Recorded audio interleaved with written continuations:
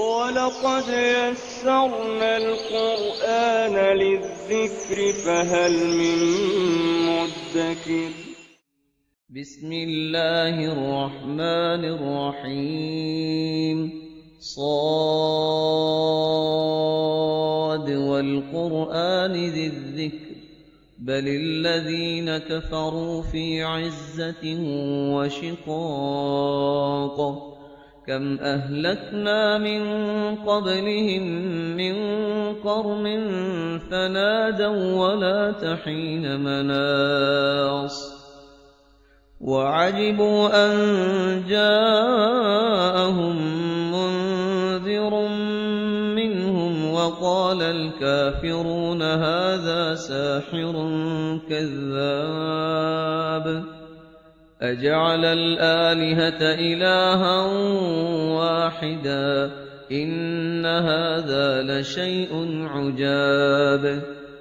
وانطلق الملأ منهم أن امشوا واصبروا على آلهتكم إن هذا لشيء يراد.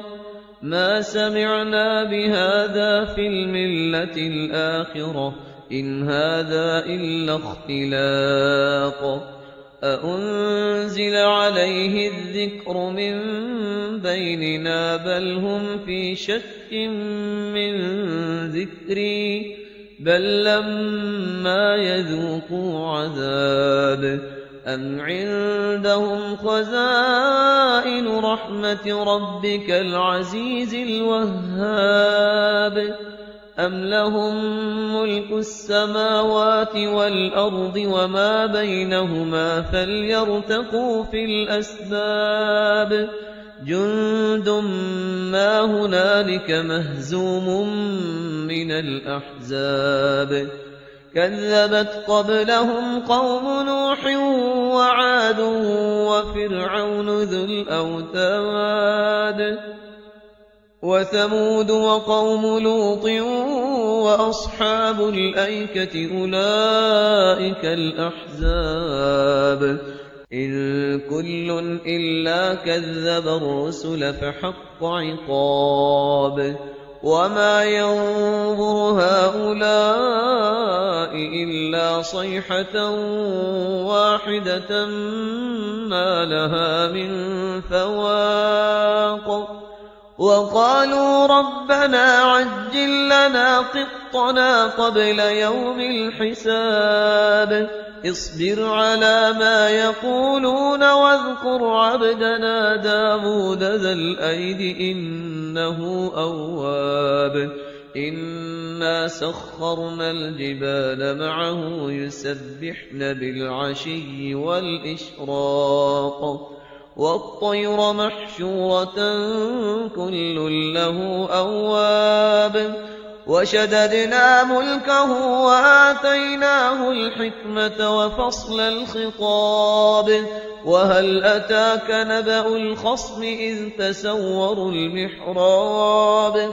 إذ دخلوا على داود ففزع منهم قالوا لا تخف خصمان بغى بعضنا على بعض فاحكم بيننا بالحق ولا تشطط واهدنا إلى سواء الصراط. إن هذا أخي له 99 نعجة ولي نعجة واحدة فقال أكفلنيها وعزني في الخطاب. قال لقد ظلمك بسؤال نعجتك إلى نعاجه وإن كثيرا من الخلطاء ليبغي بعضهم على بعض إلا الذين آمنوا وعملوا الصالحات وقليل ما هم. وظن داود أنما فتناه فاستغفر ربه وخر راكعا وأناب فغفرنا له ذلك وإن له عند عندنا لزلفى وحسن مآب يا داود إنا جعلناك خليفة في الأرض فاحكم بين الناس بالحق ولا تتبع الهوى فيضلك عن سبيل الله إن الذين يضلون عن سبيل الله لهم عذاب شديد بما نسوا يوم الحساب وما خلقنا السماء والأرض وما بينهما باطلا ذلك ظن الذين كفروا فويل للذين كفروا من النار أم نجعل الذين آمنوا وعملوا الصالحات كالمفسدين في الأرض أم نجعل المتقين كالفجار كتاب أنزلناه إليك مبارك ليدبروا آياته وليتذكر أولو الألباب ووهبنا لداود سليمان نعم العبد إنه أواب إذ عرض عليه بالعشي الصافنات الجياد فقال إني أحببت حب الخير عن ذكر ربي حتى توارت بالحجاب ردوها علي فطفق مسحا بالسوق والأعناق ولقد فتنا سليمان وألقينا على كرسيه جسدا ثم أناب قال رب اغفر لي وهب لي ملكا لا ينبغي لأحد من بعدي إنك أنت الوهاب فسخرنا له الريح تجري بأمره رخاء حيث أصاب والشياطين كل بناء وغواص وآخرين مقرنين في الأصفاد هذا عطاؤنا فامنن أو أمسك بغير حساب وإن له عندنا لزلفى وحسن مآب واذكر عبدنا أيوب إذ نادى ربه أني مسني الشيطان بنصب وعذاب اركض برجلك هذا مغتسل بارد وشراب ووهبنا له أهله ومثلهم معهم رحمة منا وذكرى لأولي الألباب وخذ بيدك ضغثا فاضرب به ولا تحنث إنا وجدناه صابرا نعم العبد إنه أواب واذكر عبادنا إبراهيم وإسحاق ويعقوب أولي الأيدي والأبصار إنا أخلصناهم بخالصة ذكر الدار وإنهم عندنا لمن المصطفين الأخيار واذكر إسماعيل واليسع وذا الكفل وكل من الأخيار هذا ذكر وإن للمتقين لحسن مآب جنات عدن مفتحة لهم الأبواب